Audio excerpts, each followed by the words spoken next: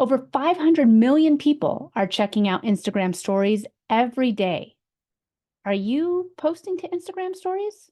Well, maybe you should. These QuickCast episodes are designed so that you can dive right into the world of social media, what's happening right now, trends that are working, and strategies that we're seeing success with.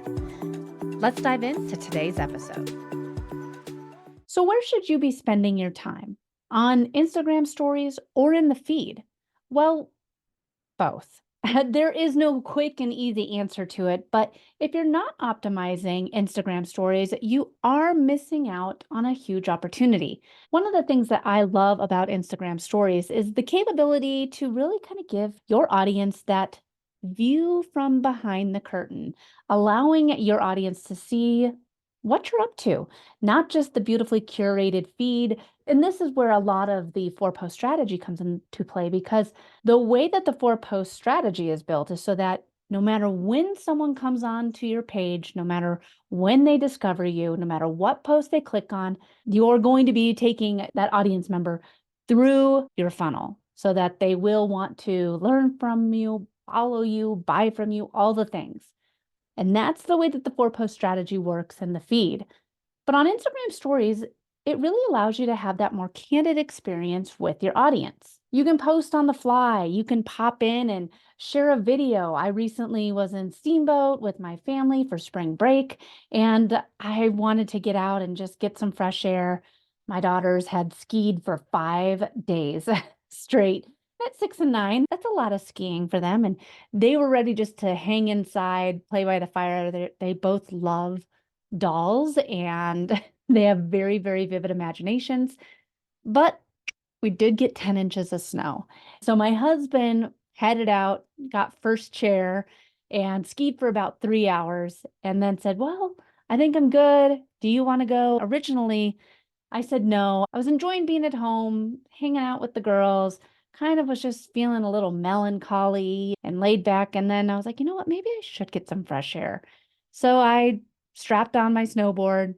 I ski and I snowboard, mostly ski with the girls. But I was like, fresh powder, I'm going to go ahead and snowboard, just get some runs in by myself. I was sitting on the chairlift. I rarely get this quiet time to myself. I forgot my AirPods, so I wasn't listening to music or a podcast. I was looking around and I just was breathing in the nice, cool air. It had just snowed. The trees were beautiful, and I felt such a peace. So I took out my phone, like most millennials do, and I wanted to share that peace with my followers. I didn't share it with my LinkedIn audience. I didn't share it with my Facebook audience. It really wouldn't go with what I was posting about in the feed with promoting my latest podcast appearance or whatever. But it allowed me to show my audience what I was up to, something I was passionate about. I attached it with a song that I really like. So I really like a lot of indie bands, and I included a song by The Temper Trap. And it was just an image of me being outside, beautiful snow, some music I liked. And it got a ton of engagement. People were commenting on it. Oh, looks beautiful. I love that. Oh, you're in Steamboat. And that's what Instagram stories can do. It allows you to connect with your audience on that person-to-person level. Instagram is an incredible place to build out your audience and to build your following, build your community. But really, the true magic can happen in stories. Now, stories are those short 24-hour long sections. They're in the top of your Instagram feed if you don't know what I'm talking about. Stories has been around for a while. It really came out to compete with Snapchat. Snapchat is still around, folks. If you have children between the ages of 12 and 18, that's the primary way to get in touch with them. I've learned. I've got two cousins and they don't text me, but we snap all the time. So Instagram Stories was launched to directly compete with Snapchat. Sounds like they've done this before with talk and short form video. Yeah. But stories are still around and a lot of people still are using them every day. I believe if you're not posting to your stories in some regard every day, you're missing out on a huge opportunity. Now, some of the ways to maximize your exposure and your reach on Instagram stories. Now, remember, one thing that's great about Instagram stories, if you're not super comfortable on camera, if you feel a little awkward about talking to the camera, well, you know what? The majority of people, like 99.9% of the people that see your stories, are the ones that follow you, and that's it. So these are your close friends anyways. And if people don't like what you're sharing in stories and they unfollow you, well, you didn't need them anyway, right? So some of the features I want to talk about with Instagram stories. So hopefully you'll start posting to stories in some regard. Typically, for yours truly, I will take a bunch of pictures of myself when I do my hair and just keep them on my camera roll so that if I am not feeling like I'm looking my best, or maybe I didn't have the best hair day, I will still be able to post the stories. There's no excuse.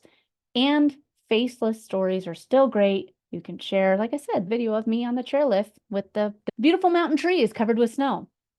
So if you start posting the stories, I recommend doing at least, bear with me folks here, just one a day, just one story, a picture, one a day, so that you can remain top of mind. Now, if you say, oh, Katie, that's easy. I thought you were going to say something hard. Really, I just want you to start doing it. If you're doing it, do 3 a day. So that's where at least 3, if you are already doing it and you think, oh, okay, I can stay committed to that. If you do too many stories, you will overwhelm your audience and they will get tired and they will swipe away. So make sure the stuff that you're posting is relevant, it's important, and you don't go overboard and overshare. Now, one of the things I want to talk about in stories is the Add Yours sticker. Now, the Add Yours sticker came out in 2021, and it's a great way to really get to know your community a little bit better. So if you want to share a picture of your dog, you could share a picture of your dog and say, add yours, and you will stay in the loop. So it's kind of like the game of telephone. It allows different people to chime in and you can see other people's pictures of their dogs or whatever. It's a fun way to really start a chain reaction through a simple sticker. Number 2, you can mention people. So when I have people on my podcast, or if I go to a conference and I snap a selfie with them, I'll mention them. So that's the @ symbol, and you can mention them on Instagram. Now, one of the problems in the past was that if you posted a picture together and you're like, oh, I added the wrong person, or oh no, I forgot to actually tag you. Now you can go back and fix that. How cool is that? So that was something that people have been asking for a while. Instagram listened, and now you can go back and tag someone or @ mention them after you've hit post. The best way to do this is to tap the 3 dots at the top, which will open up the more, and then you can just click Add Mention. Hey there, Rocky Mountain marketing fans. This is Rich Brooks of the Agents of Change. If you're like me, you're a big fan of Katie Brinkley, which is why I asked her to be part of our first ever Digital Marketing Summit. That's right. I've corralled 30 of today's top digital marketers to present at this virtual event running from April 24th through the 26th, and it's absolutely free to attend. You can watch all 30 sessions live, but if you really want to up your marketing game, be sure to check out our 2 VIP packages. Head on over to theagentsofchange.com/Katie Brinkley 2024 and reserve your spot now. I'll see you at the summit. Number 3, live photos. I know it takes up a little bit more memory on the old iPhone and the drive, but live photos are where it's at, people. I take a ton of live photos because then you can turn them into a boomerang in stories. It allows the picture to move just enough to catch people's attention to stop the scroll. Those live photos you can also add into a reel. Start using live photos. The one way that I really like it for stories is to turn it into a boomerang, add some music, and then you have something that moves during your story. Okay, tip number 4 is emojis, the universal language. ChatGPT has ruined emojis in some regard for us, but if you want to add an emoji to your story, let's say we're talking about my video of me on the chairlift with the beautiful trees in the background still, and I wanted to add the little snowboarder emoji to it. Well, if I kind of want to make it pop a little bit, you know that you can make it glow. And the way to do this is to select the neon cursive font option and add in the emoji, and that emoji will actually glow, making it stand out and pop, look a little bit different for your followers. And then tip number 5, this is where I want you to really be strategic with your stories. So if you're posting to stories regularly, you should be watching stories regularly, right? And what stories should you be watching? Well, obviously the stories of your ideal client or customer or your biggest fans. Because when you're watching their stories, you can actually see who's watching your stories. And if I post something about, again, going back skiing, and somebody says, "Hey, Katie, I'm actually in Steamboat too. Let's get together." Now you can get together with a potential client out of town.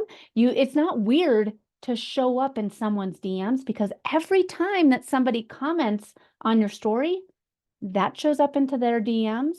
And now you've basically been given free access into their private conversation. There's so much magic that happens in stories. I think that as we continue doing vertical video, we're trying to post more carousels, we're posting to the feed, we're adding SEO rich captions, we can kind of sometimes forget about stories.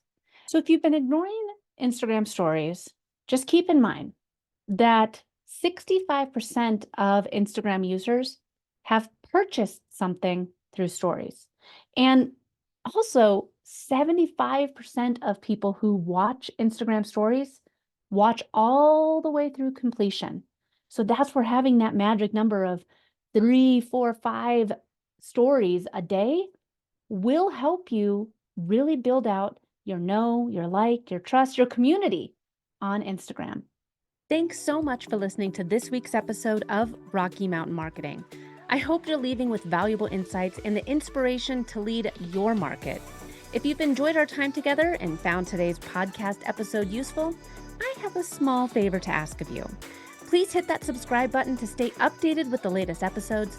And if you know someone who could benefit from these episodes, maybe a fellow business leader or an aspiring entrepreneur, go ahead and share this episode with them. Let's spread the knowledge and grow together. Also, I'd love to hear from you and continue the conversation beyond the podcast. Visit me at katiebrinkley.com to connect, to find more resources, or just to share your journey. And be sure to pick up your copy of my new book, The Social Shift, at katiebrinkley.com/book. Thanks again for tuning in. I'm Katie Brinkley, and I can't wait to dive into more strategies and stories with you on the next episode of Rocky Mountain Marketing. Let's keep on taking your marketing to new heights.